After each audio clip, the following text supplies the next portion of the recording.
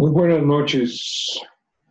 El día de ayer presentamos con la sesión o las referente al líquido cefalorraquídeo y muy desafortunadamente no pude grabar mi presentación y la presentación del doctor García Ramos.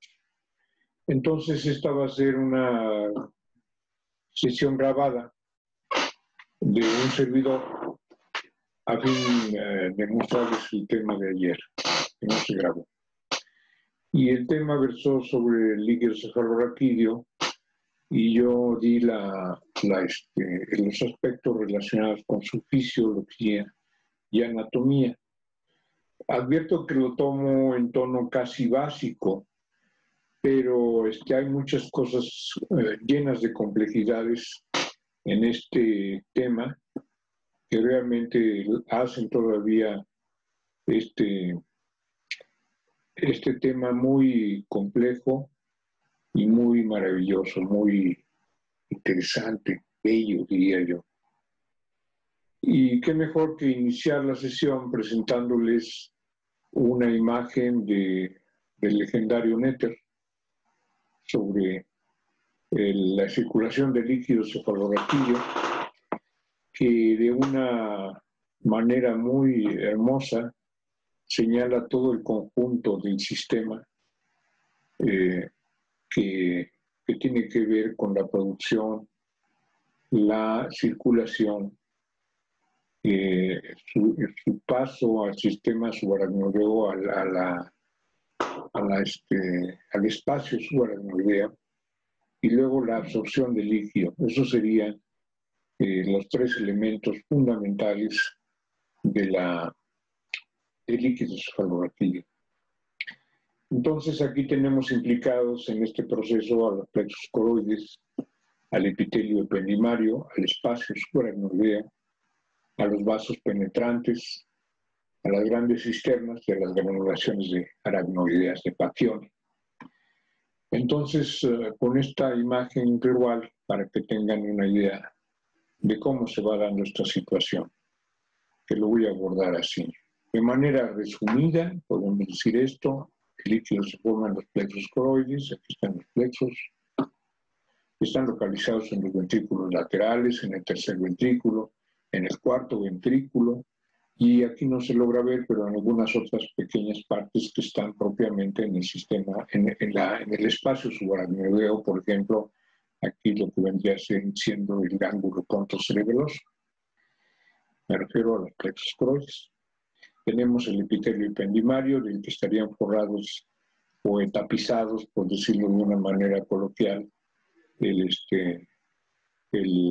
techo del cuarto ventrículo, el piso del cuarto ventrículo, el epéndimo, las paredes del tercer ventrículo, donde está el hipotálamo, y acá referente al paso donde drena el líquido cefalorraquídeo se forma en los ventrículos laterales y drena a través del agujero de Monro en el tercer ventrículo. Entonces, muy sencillo: ventrículos laterales, tercer ventrículo, cuarto ventrículo, espacio subaracnoideo a través del agujero de Luschke de Magendie, y luego, además de eso, su circulación por todo el neuroeje, y todo el neuroeje abarca la médula espinal, el tallo cerebral, el cerebelo y los espacios de la convexidad. Entonces, con esto pasamos a la siguiente y nos encontramos con esta imagen, donde voy a empezar sobre la formación del plexo coroideo. Y aquí miren, en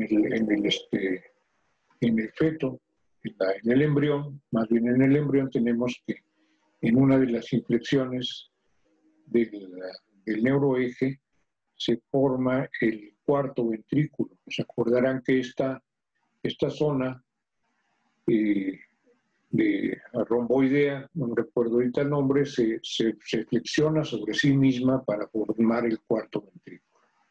Y en ese proceso tenemos aquí que los vasos se invaginan en este epitelio inicialmente ependimario para conformar un plexo coroides.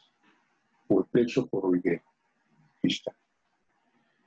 Y cómo ese plexo coroideo está formado de estroma. Aquí tenemos las células del estroma, de la vellosidad del plexo coroides, o visto de una manera simplificada. Tenemos también el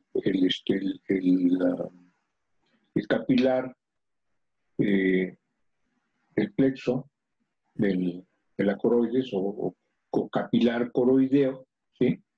Y donde se alcanzan a ver las pequeñas fenestraciones por las que pueden pasar grandes partículas o grandes moléculas, como el caso, por ejemplo, de la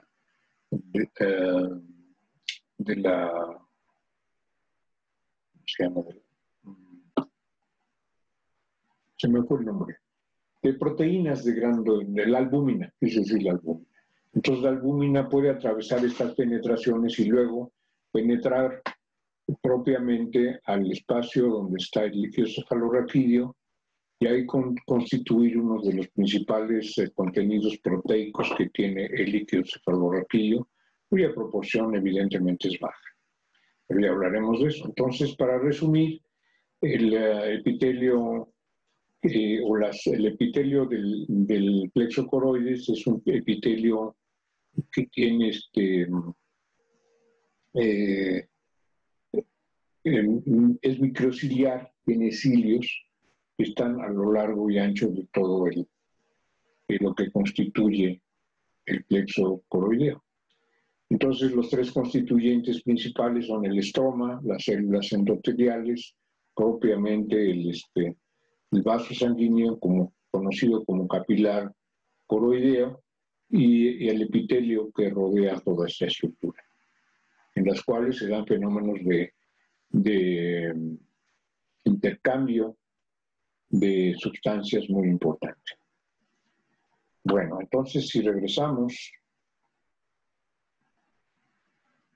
tenemos aquí la vista de lo que es la estructura que se ve con el microscopio electrónico. Vean la imagen tan hermosa de un plexo coroides, visto en tercera dimensión a través de la microscopía electrónica. Y si nos hundimos más en la estructura, vamos a ver aquí la célula ciliada, el epitelio ciliado, que hace contacto con el líquido cefalorraquídeo, y tenemos también al capilar coroideo, que drena directamente ya sea en la célula epitelial ciliada o drena también sus productos al estroma, al espacio del estroma, que después va a viajar directamente a la célula epitelial, como se ve aquí. Y aquí tenemos una unión, que viene siendo la unión del capilar de la coroides, y donde se ven estas fenestraciones a través de las cuales drenan moléculas de gran tamaño, y cómo el intercambio de sustancias se da en un sentido o en otro. Entonces estamos hablando de un concepto que le llaman secretoma. Y entonces, en un estado fisiológico normal, el plexo coroides tiene estas tres funciones. Una que sería la producción de nichos de células madre, la otra es su acción directa sobre la enfermedad, condiciones de infecciones o en otro tipo de condiciones degenerativas que puede estar alterada o que puede servir para la defensa propia del sistema nervioso central y su fisiología, que se ven resumidas en el secretoma. Y en esto existen los tres aspectos del plexo coroide, que es el transporte en un sentido u otro, el sensor de los inputs que vienen del líquido cefalorraquídeo, ¿sí? Y también tenemos el efecto de la secreción de sustancias que vienen a través del plexo coroides. Entonces, Esto funciona como un mecanismo de interacción, uno que contribuye a la eliminación de sustancias, otro que contribuye al transporte de sustancias para el sistema nervioso central, que van a tener un efecto en su manutención, en su equilibrio del pH, en su equilibrio del transporte de agua y del transporte de muchas sustancias que en un sentido o en otro las manejan. Las sustancias tóxicas las va a eliminar, las sustancias nutritivas las va a transportar. Entonces aquí vale la pena decir que los vasos que están ubicados en el epitelio o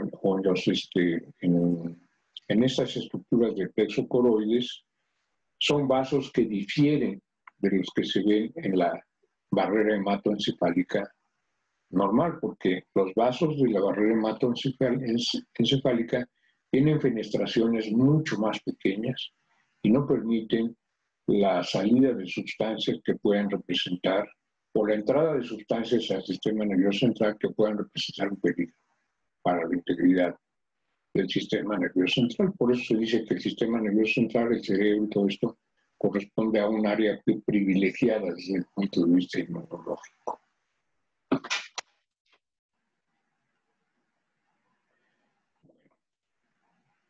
Bien.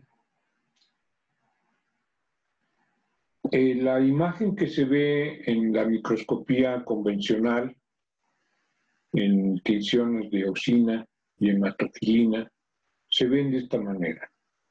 Aquí tenemos el plexo coroides, que es muy diferente del epéndimo que ven aquí.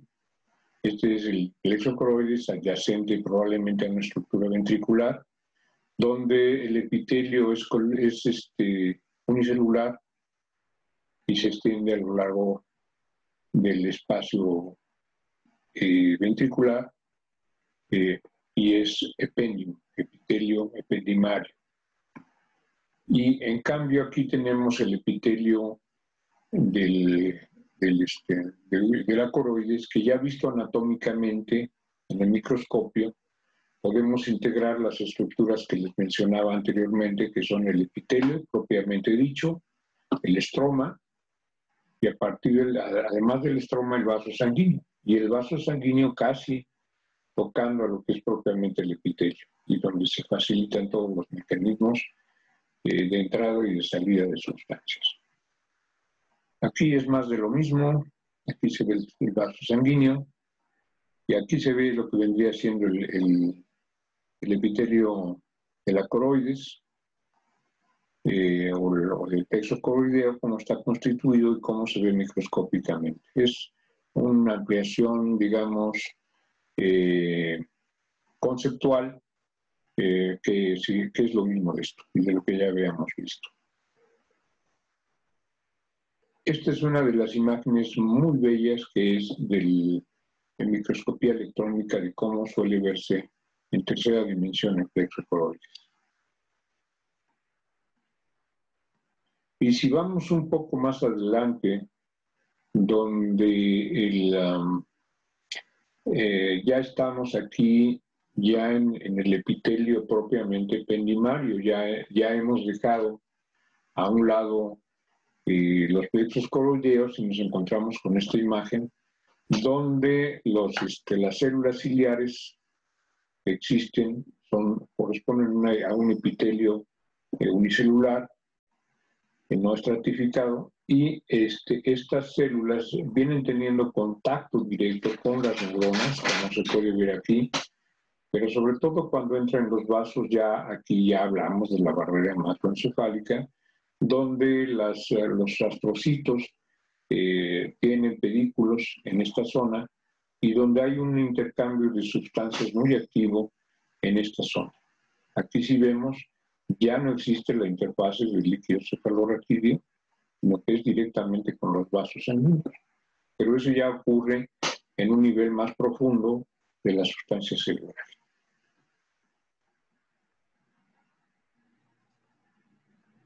Esta sería la visión macroscópica de cómo se ven los ventrículos junto con los plexos coroideos. Están vistos desde una proyección coronal y aquí se ve una proyección transversal donde se ve la imagen típica del plexo coroides.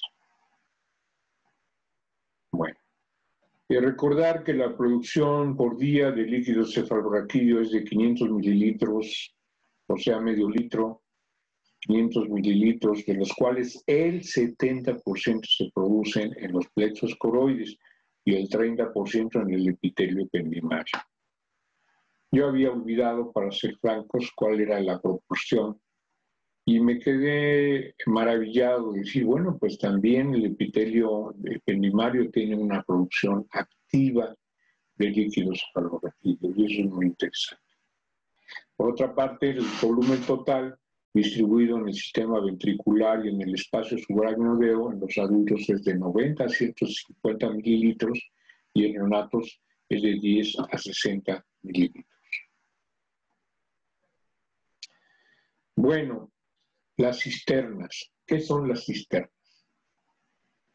No he hablado todavía del espacio subaracnoideo, pero quédense con eso. Voy a hablar ahorita en un momento de eso, pero las cisternas no son otra cosa más que la dilatación del espacio subaracnoideo en algunas zonas del sistema nervioso central. Y aquí tenemos un dibujo que simplifica lo que corresponde a esta columna, más o menos. Entonces, aquí están las dilataciones. La más importante es esta, la cerebelo-medular. La cisterna cerebelo-vulvar, porque en inglés medulari corresponde a bulborraquídeo. Entonces sería la cisterna cerebelo-vulvar, que corresponde a la cisterna magna. Ya hace honor a su nombre debido a que a magno pues, es la cisterna más grande. Aquí está. Y tenemos también aquí las otras cisternas, que son también son espacios que acumulan mucho líquido cefalorraquídeo. Tenemos la cisterna interpeduncular, porque aquí está el mesencéfalo. En la parte anterior del neuroeje, aquí tenemos todas estas cisternas. Miren ustedes. Está la cisterna pontina o prepontina. Está la cisterna ambiens, que es esta, la que está por arriba del cerebelo y está posterior a esta zona que corresponde a la lámina cuadrigémina, donde también está la que llaman la cisterna cuadrigeminal, inmediatamente pues, posterior a la estructura de la lámina cuadrigeminal. Tenemos también acá una estructura que se llama cisterna lumbar, ya propiamente en la médula espinal o más allá de la médula espinal, y un canal central que es un vestigio del canal del ependimario primario, donde ustedes se acordarán que se forman el tubo neural, y del tubo neural están los dos neuroporos que se cierran y dan lugar a los ventrículos, en el caso de la región superior del sistema nervioso central, y en la parte final da lo que llaman el ventrículo terminal, que es una zona ya prácticamente obliterada, pero que también tiene función de producción de líquido cefalorraquídeo y con todas las propiedades que tiene eso. Entonces tenemos aquí otras cisternas, la cisterna supracelular, que sería esta. Tenemos la cisterna ambiens, ya lo dije, y la silviana, que no se alcanza a ver aquí, pero es también una cisterna muy grande, que está por encima de la ínsula. Entonces, esos serían los aspectos principales referentes a las cisternas de líquido cefalorraquídeo. Y aquí podemos ver también otra forma sintética de ver la formación, la reabsorción y la producción de líquido cefalorraquídeo. Está simplificada, pero está muy bonita la diapositiva, la figura, porque representa de una manera sintética y completa la formación del líquido, la circulación y su absorción. Y la absorción, como pueden ver, se da en estos corpúsculos que están situados en el seno longitudinal superior en su mayor parte, pero también pueden estar en esta región de las venas epidurales. Entonces el líquido se absorbe no solamente en la parte del encéfalo, me refiero específicamente al seno longitudinal superior, sino también en los vasos estos de las venas epidurales. Bueno, y esto, volviendo a lo que estaba diciendo, las cisternas, ¿verdad? Ya quedó entendido. Hablamos de propiamente el espacio subaracnoideo. Le llamamos aracnoides, porque aracnoides, pues todos ustedes ya saben que es referente a una formación como tela de araña, ¿no? Aracnoides, por eso, de araña, ¿no? Entonces ese entramado así es conocido como aracnoides, refiriéndose a las arañas. Y vemos aquí cómo el espacio subaracnoideo se introduce en las formas estas que llamamos granulaciones de Pacchioni. Y si lo vemos en la siguiente diapositiva, vamos a ver esto. La granulación de Pacchioni es propiamente una elongación del espacio subaracnoideo dentro de un seno venoso. Entonces es muy interesante porque el vaciado del líquido cefalorraquídeo en el sistema venoso ocurre de esta manera. Y es muy interesante lo que nos comentó el doctor Natal, de que cuando sucede el periodo de la diástole en el corazón, el flujo se establece en sentido de que el líquido cefalorraquídeo en ese momento hace su drenaje de una manera activa dentro del seno venoso. Eso es muy interesante porque es un juego de presiones.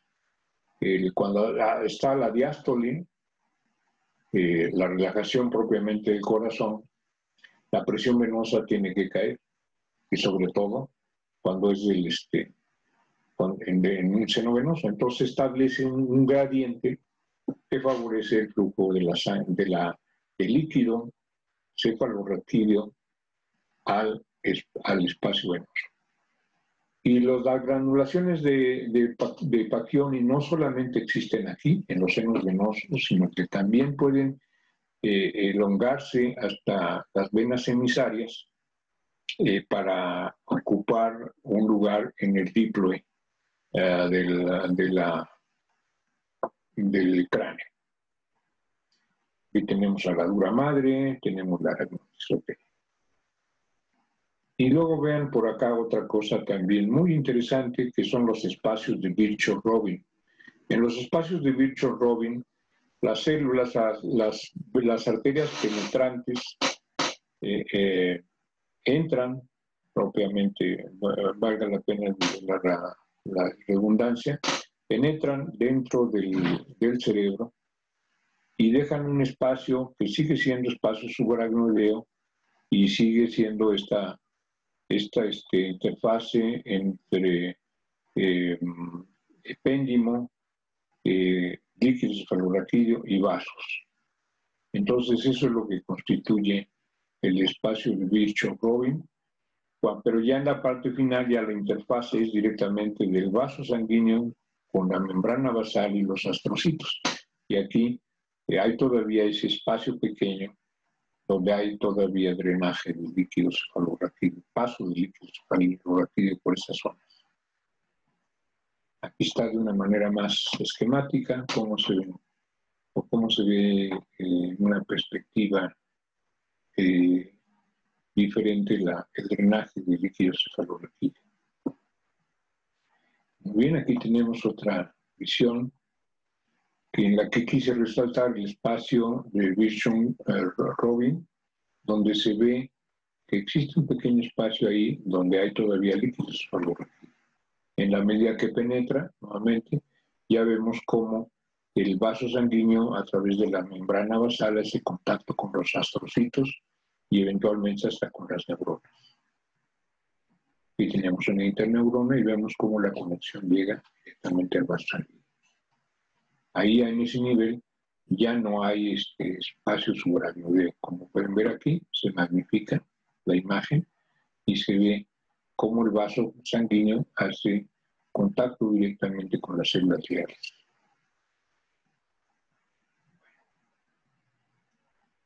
Aquí, un detalle de lo mismo, lo que comentaba, si ponen atención en esta zona, ya no hay espacio subaracnoideo, pero aquí, en el espacio de Bishop sigue habiendo espacio subaracnoideo. Y aquí ya no, aquí ya está el sistema nervioso central, cuyo contacto primario es con los astrocitos y con las neuronas también.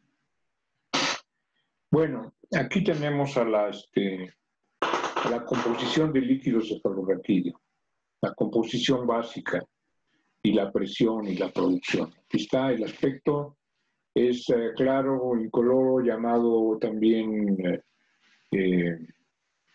agua de roca, y la velocidad de producción es 0.5 mililitros por minuto, de tal manera que la circulación, como lo vimos anteriormente, la producción es de 500 mililitros al día.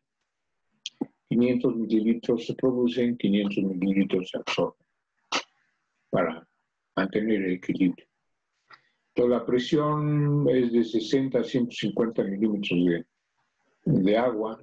Esa presión se mide con un manómetro cuando se hace la punción lumbar, como todos ustedes la han hecho seguramente, y se mide perfectamente la presión. La composición, allí está, las proteínas son de 15 a 45 miligramos, la glucosa de 50 a 85 miligramos por 100 mililitros y el cloro de 100 a 720 y 750 miligramos por 100 mililitros. El número de células va generalmente de 0 a 3 linfocitos por milímetro cúbico.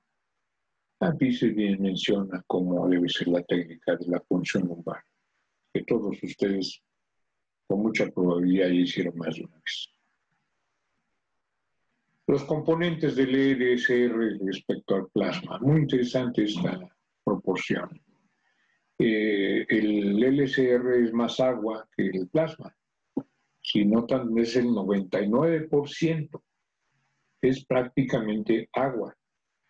Y vemos la concentración, todas las concentraciones respecto al plasma, y lo que llama la atención de todas estas proporciones es el contenido de agua, que es el 99%, respecto al plasma, que es 91%, la glucosa, que generalmente llega a ser las 2/3 partes del plasma, porque aquí tenemos el LSR en 61 y en el plasma es 92. Entonces los estudios que se han hecho más o menos fijan esa correlación, donde las 2/3 partes de la glucosa en el líquido cefalorraquídeo corresponden o están en relación al contenido en plasma. Por otra parte, tenemos el sodio, que más o menos guarda una proporción similar y todo esto, que no hay grandes diferencias. El calcio, el bicarbonato, etc. Y las proteínas, vean ustedes esta desproporción tan notable. Mientras que tenemos 28 miligramos por decilitro de albúmina, de proteínas totales, el contenido de proteínas totales del plasma es de 7 grados.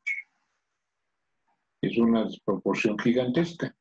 Y aquí también la albúmina más o menos tiene una proporción parecida, porque es 23 respecto a 4.430 miligramos, o 4,5 gramos, para decirlo de esa manera más sencilla, de albúmina. Y también las globulinas están en una proporción muy pequeña, de 5 comparado con 2270. Está el fibrinógeno. El líquido cefalorraquídeo no debería tener fibrinógeno. Bueno. Aquí está todo este asunto, que es ya muy complejo, pero está señalando de cómo las sustancias a través de la célula, del epitelio del LCR, del ependimario, vamos a decirlo así, el epitelio ependimario, tiene flujos de sodio en un sentido o en otro. También lo mismo para el potasio, o sea, los electrolitos están variando, están entrando y saliendo y están estableciendo un equilibrio propiamente dicho. Y de la misma manera que se establece un equilibrio en el pH para mantener el funcionamiento óptimo de las estructuras del sistema nervioso central.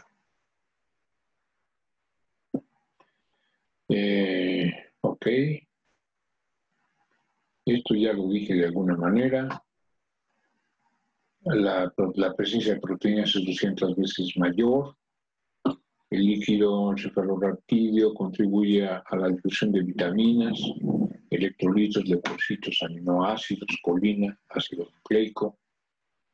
Y dentro de la gran cantidad de elementos en el líquido cefalorraquídeo destaca la presencia de albúmina, como ya lo habíamos mencionado.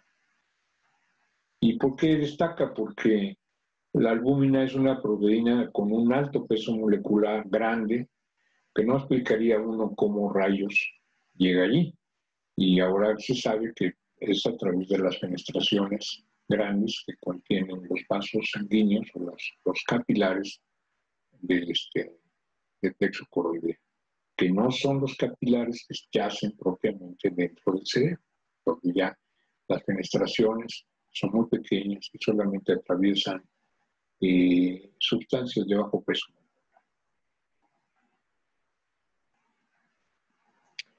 Entonces, resumiendo, el principal mecanismo de eliminación de residuos es su principal función, el líquido cefalorraquídeo. La otra es mantener nutrido al encéfalo. Aquí circulan sustancias muy importantes desde el punto de vista de nutrientes del sistema nervioso central. Es un amortiguador químico, por supuesto, porque está manteniendo el pH a una determinada tasa. Entonces, cuando hay predominio de la alcalosis, pues tiende a reducirse, o cuando hay acidosis también tiende a revertirse, estableciendo el flujo de bicarbonato y dióxido de carbono. Entonces también es un amortiguador físico porque el cerebro se encuentra prácticamente flotando dentro del sistema, dentro del líquido cefalorraquídeo, de tal manera que amortigua los golpes. Entonces, cuando hay un desplazamiento hacia adelante, digamos, el líquido cefalorraquídeo está amortiguando esos potenciales golpes, si no, estaríamos muy afectados. Ahorita recordé lo que sucede con los jugadores de fútbol americano, la película esa que no me acuerdo el nombre, en el cual detectan que el impacto o la desaceleración a una velocidad importante puede generar daño del sistema nervioso central. Y aquí entonces el líquido cefalorraquídeo no puede contener ese tipo de actividad que no es muy fisiológica dentro del deporte. Pero los hechos están ahí. El líquido cefalorraquídeo tiene que ver en gran medida con el mantenimiento de la presión intracraneal, por supuesto, protege el sistema nervioso central de agentes nocivos y también contribuye al transporte de las hormonas. Está, por ejemplo, en la zona infundibular del tercer ventrículo, donde hay drenajes de sustancias y de hormonas que se producen en la pared del tercer ventrículo, en el hipotálamo, y drenan directamente a través del tallo de la hipófisis para estimular directamente a la glándula hipofisial. Aquí está la síntesis, lo repito, pues es lo mismo: amortiguamiento físico, control del tráfico de sustancias. Parece que estoy hablando de sustancias ilegales. Control del tráfico de sustancias dentro del sistema nervioso central, homeostasis iónica, mantener las toxinas fuera, separar lo central de lo periférico y la comunicación no sináptica. Imagínense lo que está ocurriendo hasta la parte más superior del sistema nervioso central. Hay de hecho una comunicación a través de líquidos cefalorraquídeos de sustancias que van de esa zona, que viajan directamente hasta el cono terminal, el cono medular, o inclusive lo que viene siendo la cola de caballo. O sea, las sustancias que se forman arriba pueden viajar hasta abajo y a producir cambios importantes, ya sea de mantenimiento para el sistema nervioso central a ese nivel. Y bueno, y termino aquí la plática y con este poema que se me ocurrió haciendo referencia a la calidad del líquido cuando nosotros la vemos y la sacamos, y nos da mucha alegría ver que el enfermo o el paciente tiene un líquido como agua de roca.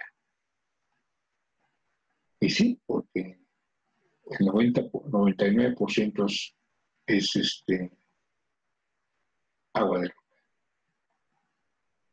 No sé si tengo un sabor. Le hice la pregunta, es una residente, una R1, y me dijo, pues no sé si tiene sabor. Yo nunca lo he probado. Pero bueno, aquí les escribo esto y finalizo mi presentación con esto. Te llaman agua de roca que a la pureza y equilibrio convocas, entre riachuelos y acueductos transitas, llevando y trayendo sustancias vitales. Cruzas en estos hermosos valles en interminables viajes, entre grandes lagos y andamiajes que sustentan tesoros de memorias de poetas, de pasiones y saetas de mil y un colores. Líquido divino, heredero de cascadas, que alimentas al espíritu, vences al malvado y dejas un legado para una vida sana y plena. En esta cabeza que te vio nacer, en este vino de la vida que se te dio inacabable a raudales. Estas últimas líneas, bueno, pueden ver ahí que hablo de valles, está el Valle Silviano, hablo de acueductos, hablo del acueducto de Silvia, hablo de andamiajes, es el espacio subranueveo porque está hecho de andamios, es una tela. Y esto, bueno, cuando hablo, pues es el sustentan los tesoros de memorias de poetas, pues sí, de poetas, de pasiones, de cosas, de todos los constructos que ocurren en el cerebro, todos los eventos, que al menos suceden ahí, en el espacio y el tiempo. Que alimentas al espíritu, pues sí, porque no dejo de recordar que Galeno decía que el espíritu estaba localizado en el líquido cefalorraquídeo. Y después ya vino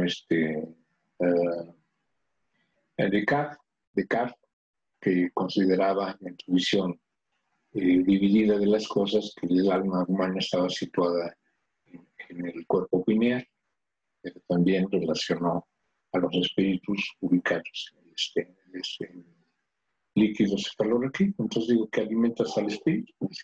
Vences al malvado, bueno, las infecciones del sistema nervioso central, y dejas un legado para una vida sana y plena, ¿no? O sea, la garantía de que a través de ese líquido vital, de ese licor vital, pues circula la vida, en un sentido poético y químico.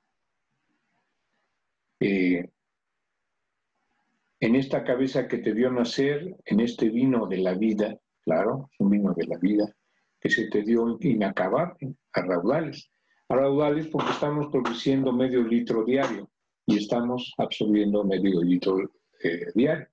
En una persona que tiene 15 años, multiplíquenlo por cuántos días de su vida habrá drenado en cantidad esa cantidad. Interesante, ¿no? Queridos colegas, muchas gracias por su atención. Les agradezco mucho su presencia. Lo que van a estar viendo y escuchando es una versión de mí mismo de hace unos minutos, horas o días, según cuando lo vean. Me hagan el enorme honor si aguantaron esta conferencia. Y estoy a sus órdenes, queridos colegas. Muchas gracias.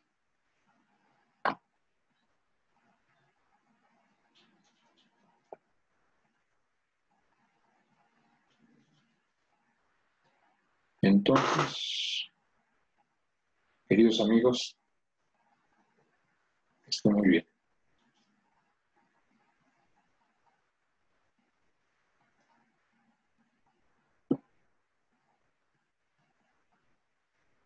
No me puedo salir.